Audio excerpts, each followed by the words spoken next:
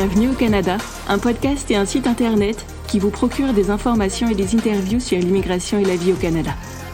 Salut à vous, aventuriers du Nouveau Monde, Emma Charlin au micro, auteure, accompagnatrice en mobilité internationale et podcasteuse. C'est l'épisode 12 du podcast et je l'enregistre pendant l'été 2023. Je parlerai aujourd'hui de l'école en Ontario. En particulier, je ferai un focus sur les cycles scolaires, les horaires et vacances, ainsi que l'apprentissage du français. Mais avant cela, j'ai reçu une question d'une auditrice à laquelle je souhaite répondre. Claire m'a posé la question suivante. Combien de temps cela a pris pour que vos enfants deviennent bilingues ? Avant de répondre, je vais vous donner tout d'abord quelques éléments de contexte. Lorsque ma famille et moi sommes arrivés en Ontario, mes enfants avaient respectivement 7 ans, 5 ans et 2 ans. Mes deux aînés parlaient français couramment et mon petit dernier ne parlait pas encore français. En fait, il ne parlait pas encore tout court. Il disait juste quelques petits mots ici ou là. Mes filles ont plongé dans le grand bain à la rentrée scolaire, l'une en primaire et l'autre à la maternelle.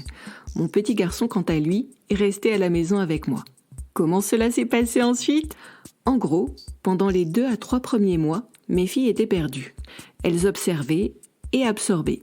Puis, les 2 à 3 mois suivants, elles comprenaient globalement ce qu'il se passait, mais elles n'arrivaient pas encore très bien à s'exprimer. Les 2 à 3 mois d'après, elles comprenaient et parlaient anglais. Ce n'était pas encore parfait, mais elles arrivaient à comprendre les subtilités et se faisaient comprendre. Il leur a donc fallu entre 8 à 9 mois pour bien se débrouiller. À présent, au bout de 6 ans, elles sont bilingues et me disent que j'ai un accent en anglais complètement pourri. Bref, passons sur ce dernier point. Surtout que je le trouve plutôt bon, moi, mon accent en fait. Et maintenant, voici un mot de notre sponsor. Eh mais, il y en a pas ? Ah oui, c'est vrai, c'est moi le sponsor de l'émission pour l'instant. Pour vous accompagner, je propose plusieurs formules. L'une d'elles pourrait vous intéresser.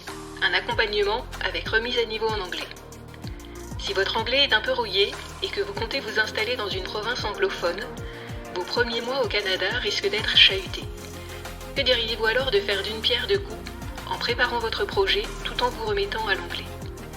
Comme parler en anglais peut être fatigant, ce type de séance ne dure habituellement qu'une demi-heure. Les séances peuvent être avec ou sans engagement, c'est vous qui voyez. Pour obtenir plus de détails, rendez-vous sur mon site internet bienvenueaucanada.ca à la rubrique Service. Venons-en à présent à l'épisode du jour. Je vais vous parler aujourd'hui de l'école en Ontario. Commençons par les équivalences de niveau avec le cursus scolaire français. En Ontario, l'école est rythmée par 3 grands cycles d'études, la maternelle, l'élémentaire et le secondaire. Parfois, 2 cycles seulement sont mentionnés, la maternelle étant incluse dans le cycle élémentaire. La maternelle comprend 2 années d'études, Junior Kindergarten et Senior Kindergarten. La Junior Kindergarten, ou JK pour les intimes, correspond à la moyenne section de maternelle. La Senior Kindergarten, ou SK, correspond à la grande section de maternelle. Avant leurs 4 ans, les petits ontariens vont à la garderie ou au jardin d'enfants. Pendant leurs années de maternelle, les élèves font de l'apprentissage par le jeu. Ils mènent l'enquête pour mieux ensuite raisonner et apprendre. Les règles de vie en communauté et les rituels de la classe sont également appris. L'école élémentaire comprend 8 années réparties en plusieurs cycles d'études.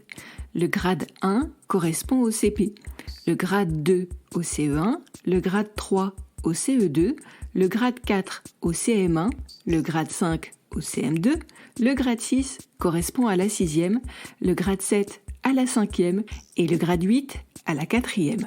Vous l'avez compris, le grade 6 est le seul point commun avec le système d'appellation français. En Ontario, les enfants restent généralement dans la même école jusqu'à la fin de leur élémentaire. Toutefois, dans certaines commissions scolaires, l'équivalent du rectorat, il arrive qu'ils changent d'école à la fin du grade 6.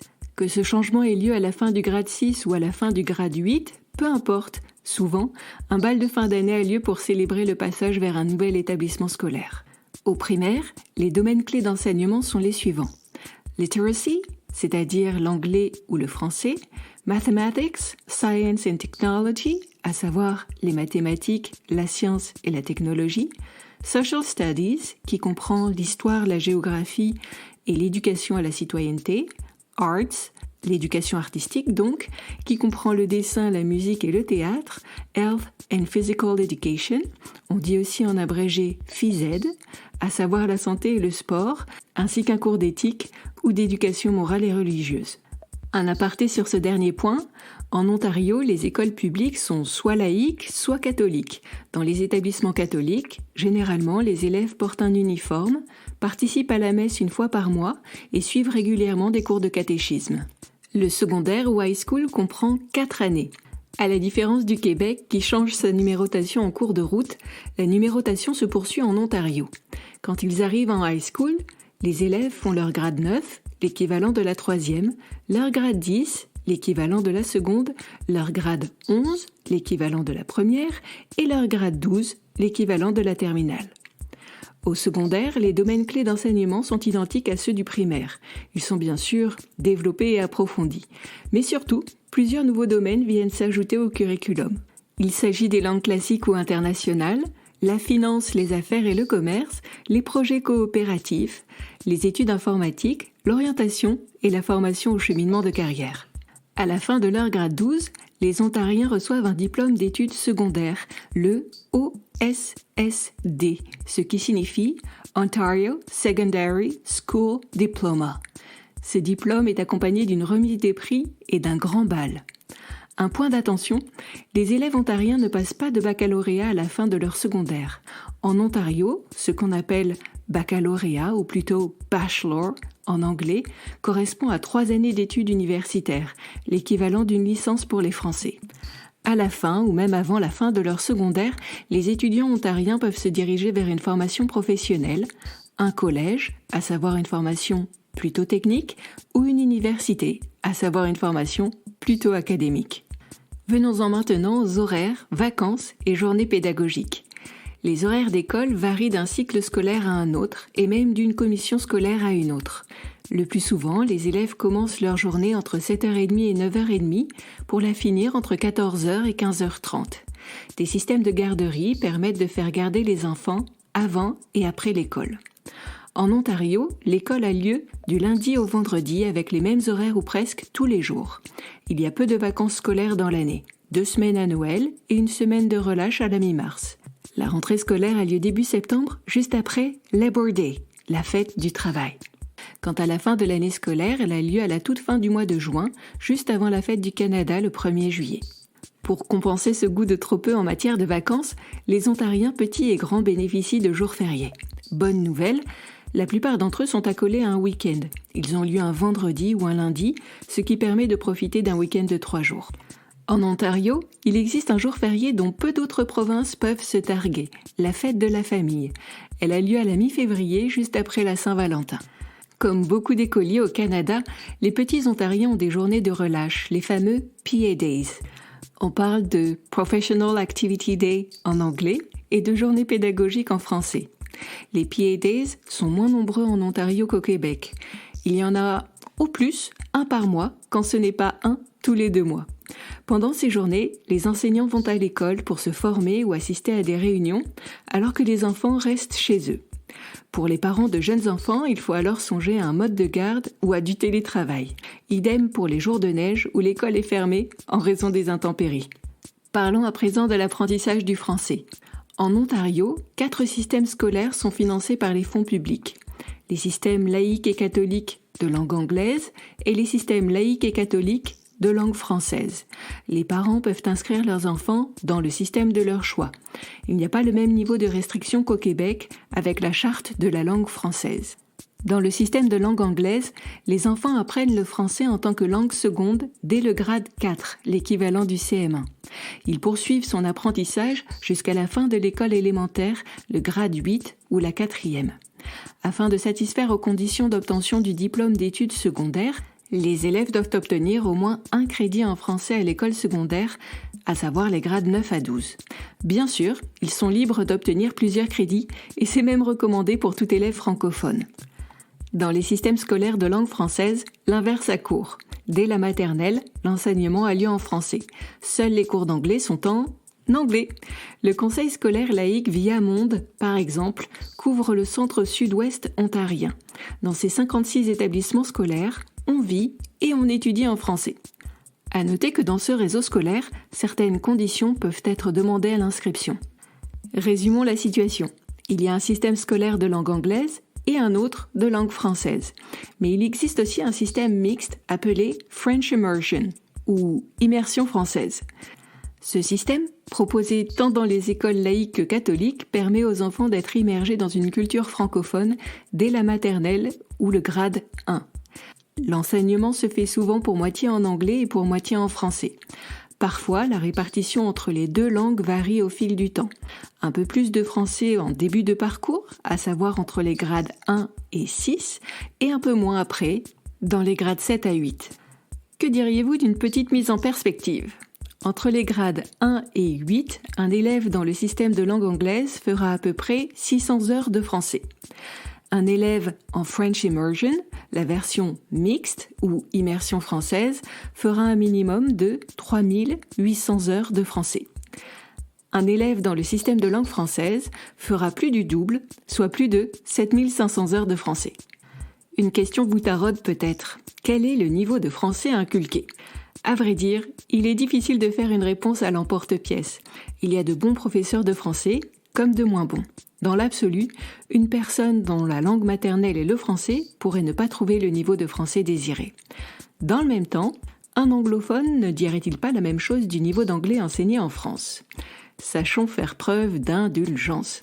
Même s'il n'est pas parfait, l'enseignement du français existe bel et bien en Ontario. Il maintient ou développe un niveau de langue satisfaisant. Libre à vous de compléter l'enseignement du français à la maison par des devoirs si cela vous plaît, quitte, pourquoi pas, à sauter le pas et à inscrire votre enfant au lycée français. Vous me voyez venir avec mes gros sabots, je souhaite vous parler des établissements scolaires français. Selon l'Agence pour l'enseignement français à l'étranger, l'AEFE, il existe en Ontario 4 établissements ayant un programme éducatif français. 2 d'entre eux sont situés à Ottawa et les 2 autres sont situés à Toronto. À Ottawa, les 2 établissements sont l'Académie Providence Sœur Antonine et le lycée Claudel. L'Académie propose des classes de la moyenne section de maternelle au CE2. Le lycée Claudel propose des classes de la petite section de maternelle à la terminale. À Toronto, on trouve TFS, École internationale du Canada, et le lycée français de Toronto. À TFS, les cours vont de la maternelle à la 3e. Au lycée français de Toronto, les cours vont de la maternelle à la terminale. Ces établissements scolaires sont privés et coûtent cher. Les tarifs peuvent aller de 10 000 à 38 000 $ à l'année. Ces tarifs sont valables en 2023 et sont susceptibles de changement. Bref, cela nécessite un budget. Et même un gros budget. Alors ce n'est pas tout ça, mais il s'agirait de résumer l'affaire. Voici les principaux points à retenir. Premier point.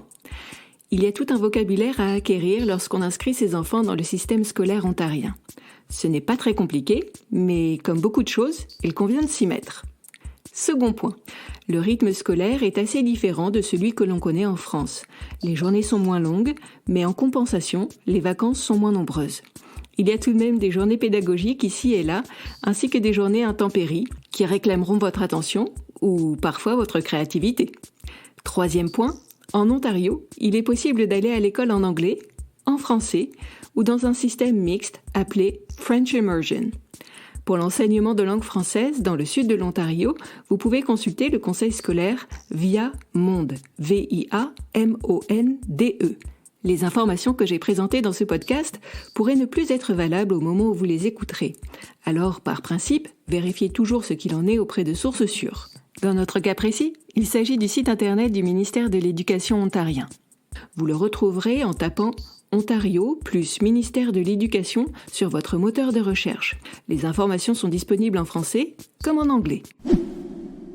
Cet épisode de Bienvenue au Canada est déjà fini. Je vous remercie de l'avoir suivi jusqu'au bout. Si vous l'avez apprécié, abonnez-vous à ce podcast, donnez-lui des étoiles et laissez un commentaire. Cela me fera plaisir, mais surtout, cela aidera de nouvelles personnes à le découvrir. Au royaume d'Apple, Spotify et consorts, un peu de visibilité, il n'y a que cela de vrai. À bientôt!